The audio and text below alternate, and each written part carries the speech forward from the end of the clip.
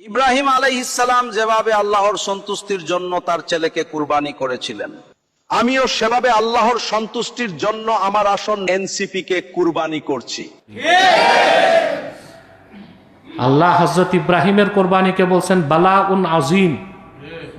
সুবহানাল্লাহ, এত বড় কোরবানি, এটা কোনো শব্দে প্রকাশ করার ভাষা নাই। আর সে কোথায় হযরত ইব্রাহিমের কোরবানির সাথে এই পশ্চিমাদের আবিষ্কৃত গণতান্ত্রিক পদ্ধতির নির্বাচনে প্রার্থিতা পরিহার করাকে সে কোরবানি বলে তুলনা করছে। ওর মাথায় সুপারি রেখে খরম দিয়া পিটানো দরকার। ইব্রাহিম খলিলুল্লাহ ইসমাইল জবিউল্লাহকে কুরবানি করেছে। কি করেছে? ইব্রাহিম খলিলুল্লাহ ইসমাইল জবিউল্লাহকে কুরবানি করেছে। এই কুরবানির চাইতো নাকি বড় কুরবানি হলো জামাতকে ভোট দেওয়া। আবার আরেকটা আছে, ওই যে কুষ্টিয়া একটা পাগল স্টুপিড আমির হামজা, এটাই ওই দিন বলতেছে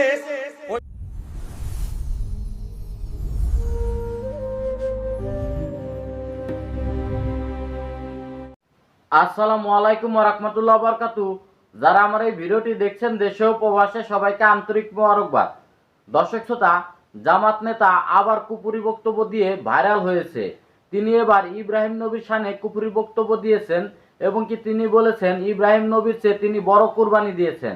দর্শক শ্রোতা, তার এই কুপুরি বক্তব্য দেওয়ার কারণে বাংলাদেশের পরিচিত আলেম এনায়েতুল্লাহ আব্বাসী এবং কি তার সাথে সুলাইমান আল কাদরি হুজুর তার উচিত জবাব দিয়েছে। আজকে আপনাদেরকে এই ভিডিওতে বিস্তারিত দেখাবো, তো ভিডিওটি না টেনে সম্পূর্ণ ভিডিওটি দেখবেন।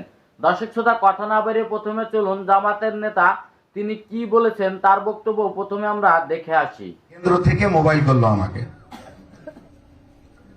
মোবাইল করে বলল যে খান সাহেব আপনাকে তো কোরবানি দেওয়া হলো। তা আমি বললাম এই কোরবানি কি ইব্রাহিম আলাইহিস সালামের বেটা ইসমাইল আলাইহিস সালামের? তখন বললেন যে হ্যাঁ, এর চেয়েও বড়। তা আমি বললাম যে এর ব্যাখ্যাটা বললে ভালো হইতো। তা আমি তখন বললেন যে আসলে ইব্রাহিম আলাইহিস সালাম আল্লাহর সন্তুষ্টির জন্য ইসমাইল আলাইহিস সালামকে কোরবানি করছে একমাত্র আল্লাহর সন্তুষ্টির জন্য। এর জন্য মানুষ কোরবানি হয় নাই, হয়েছে দুম্বা। আর আপনার কোরবানি বলতে পীরগাছা কাউনিয়ার লাখ লাখ নারী পুরুষের কোরবানি, এই জন্য এই কোরবানিটা বড় কোরবানি। তা আমি বললাম আলহামদুলিল্লাহ। তো আপনারা আলহামদুলিল্লাহ বললেন না? কোথা থেকে মেসেজ এই মোবাইল করা হলো? কেন্দ্র থেকে। সকলেই ঐক্যবদ্ধ ভাবে আত্মার হোসেনের হাতের সাথে হাত মিলিয়ে আপনার দাঁড়িয়ে যান, হাত মিলিয়ে মাঠে ময়দানে কাজ করতে হবে।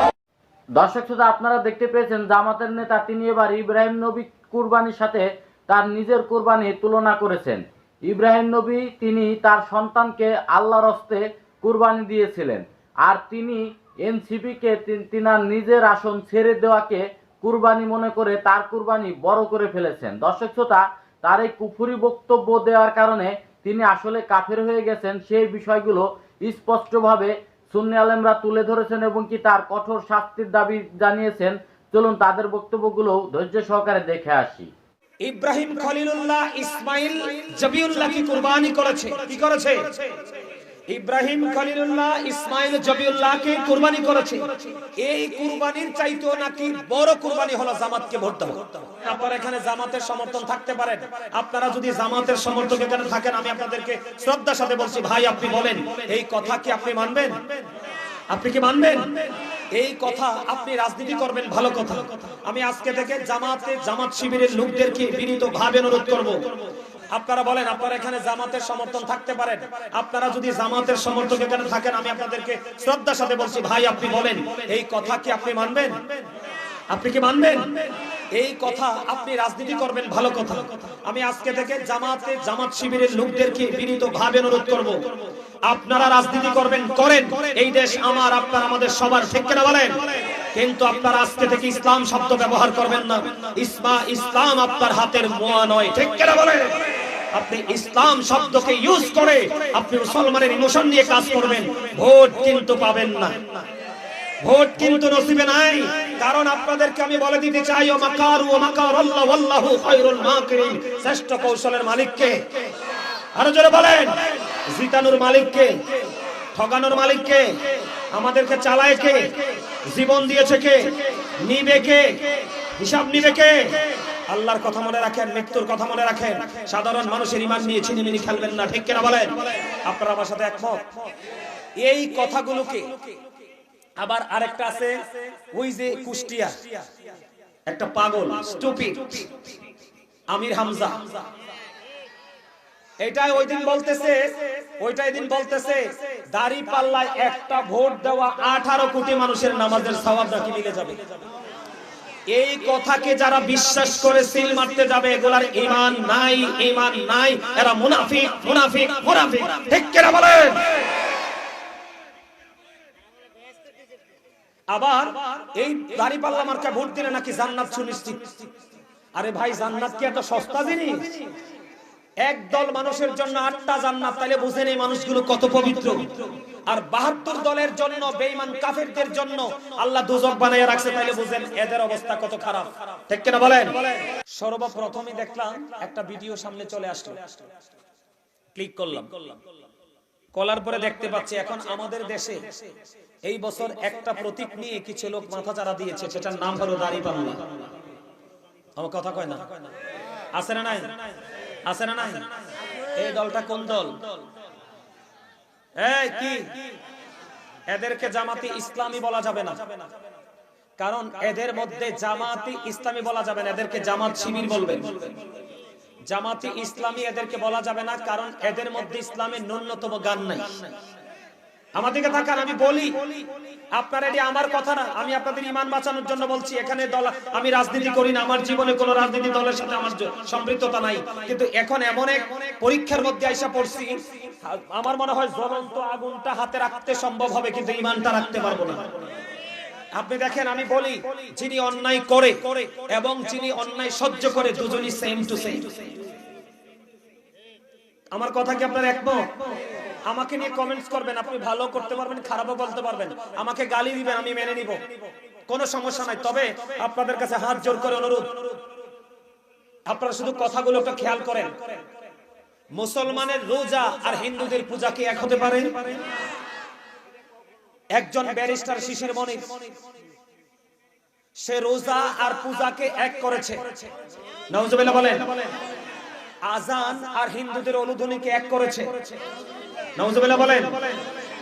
সে মুসলমান এবং বিধর্মীকে মুদ্রার এপিটুপিট বলেছে, যেরকম নাউজুবিল্লাহ।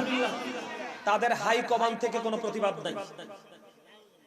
খেয়াল করবেন, সে যে বক্তব্য দিয়েছে অনেক লম্বা টাইম হয়ে গেছে, এখনো পর্যন্ত কিন্তু তারা, তাদের হাই কমান্ড থেকে কিন্তু তারা এই পর্যন্ত কোনো ধরনের কোনো কি করে নাই, প্রতিবাদ করে নাই।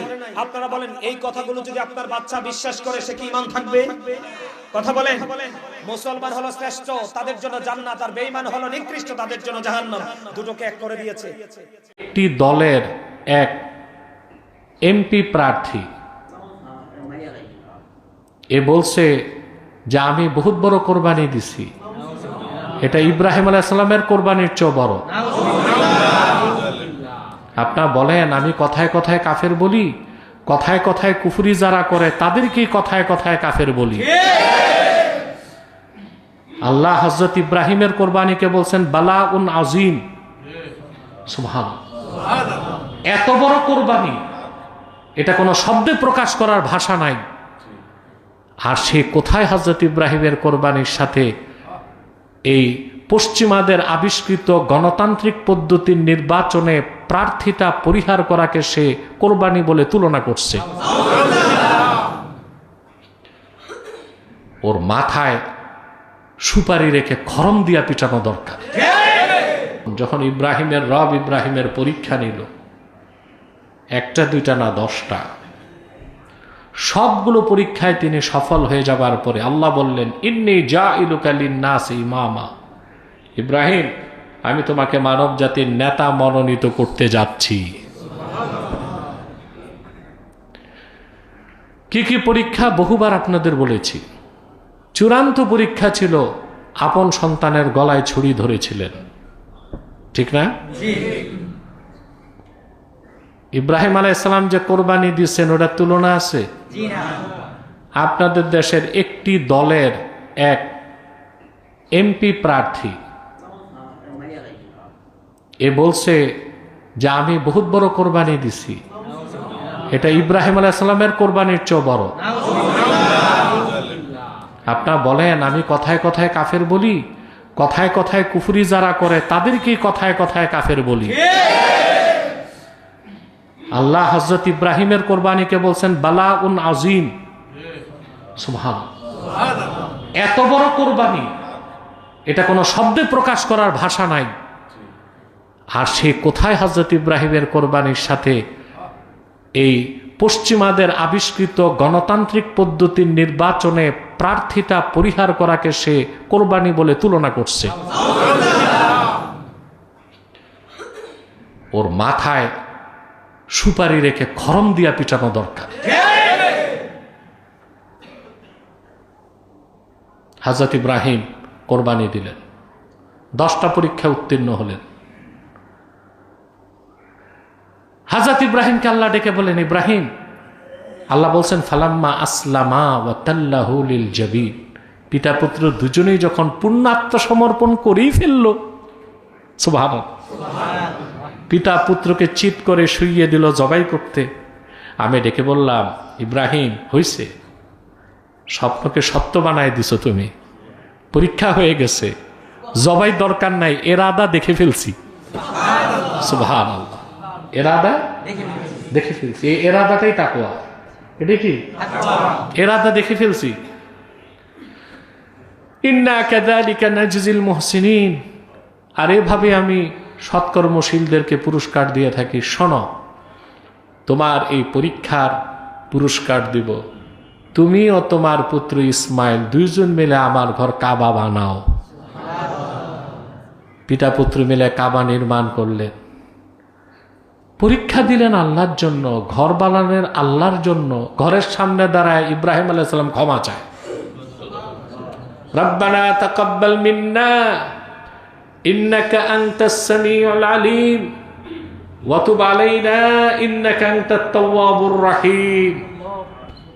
রব্বানা তাকাব্বাল মিন্না, ইমাম বাগাবী আয়াতের তাফসীরে লেখেন রব্বানা তাকাব্বাল মিন্না তা'মিরানা হাযা, আয় আল্লাহ, আমি আমার পুত্র ইসমাইল মিলে তোমার যে ঘরটা বানাইছি এটা কবুল করো। সুবহানাল্লাহ, ওয়া তুব আলাইনা, আমাদের দুজনকে মাফ করে দাও। কি আশ্চর্য কথা, ঘর বানাইছেন আল্লাহর জন্য, পরীক্ষা দিলেন আল্লাহর জন্য, আবার ক্ষমা চায়। এটাই হচ্ছে আওয়াবের কাজ। গুনাহ করলেও ক্ষমা চায়, গুনাহ না করলেও ক্ষমা চায়, তাকে বলা হয় আওয়াব, যে বারবার আল্লাহর কাছে মস্তক নত করে ক্ষমা চায়। সুবহানাল্লাহ, আল্লাহ ঘর তো কবুল করে নিয়েছেন। সুবহানাল্লাহ, কাবা ঘরকে আল্লাহ কবুল করে নিয়েছেন। এই জন্য আল্লাহ তাআলা বলেছেন হাদা তুআদুনা লিকুল্লি আওয়াবিন হাফিজ, এ তো তা যা প্রতিশ্রুতি দেওয়া হয়েছে তোমাদেরকে প্রত্যেক সেই ব্যক্তিকে যে ব্যক্তি আওয়াব। আওয়াবের আরেকটা অর্থ আল্লাহ অভিমুখী। সুবহানাল্লাহ, তাবা ইয়াতুবু তাওবুন মানে রুজু। বান্দা গুনাহ করার পর তওবা করলে সে গুনাহ থেকে আল্লাহর রহমতের দিকে ফিরে, আর আল্লাহর রহমত নিয়ে বান্দার দিকে আসেন। এই জন্য তাবা ইয়াতুবু শব্দ থেকে বান্দা তওবা করলে তাকে তায়েব বলা হয়, আর আল্লাহ বারবার বান্দার কথা শুনেন, এই জন্য আল্লাহকে তাওয়াব বলা হয়। সুবহানাল্লাহ, তাহলে আমাদেরকে আওয়াব হইতে হবে। কি হইতে হবে? মানে বারবার আল্লাহর কাছে ক্ষমা চাইব। যে বারবার আল্লাহর কাছে ক্ষমা চায় সেই হচ্ছে আল্লাহ অভিমুখী। দর্শক শ্রোতা, আপনারা দেখতে পেয়েছেন জামাত ইসলাম আসলে কোনো ইসলামিক দল না, তারা সাধারণ মুসলিমদের সাথে মুনাফিকি করেছে। আসলে তারা ইসলামের কোনো অংশ তাদের মধ্যে নেই। সেই বিষয়গুলো স্পষ্টভাবে সুলাইমান আল কাদরি হুজুর তুলে ধরেছে এবং কি এনায়েতুল্লাহ আব্বাসী হুজুর তার কথার জবাব দিয়েছে। আসলে ইব্রাহিম নবীর কুরবানির সাথে তুলনা করে তিনি যে কুফরি করেছেন তার শাস্তি হওয়া কি উচিত সেই বিষয়গুলো তুলে ধরেছেন। তবে আজকের এই ভিডিওটি এই পর্যন্ত। এই ভিডিওটি যদি ভালো লাগে অবশ্যই লাইক কমেন্ট শেয়ার করবেন এবং কি চ্যানেলটি সাবস্ক্রাইব করবেন। আল্লাহ হাফেজ।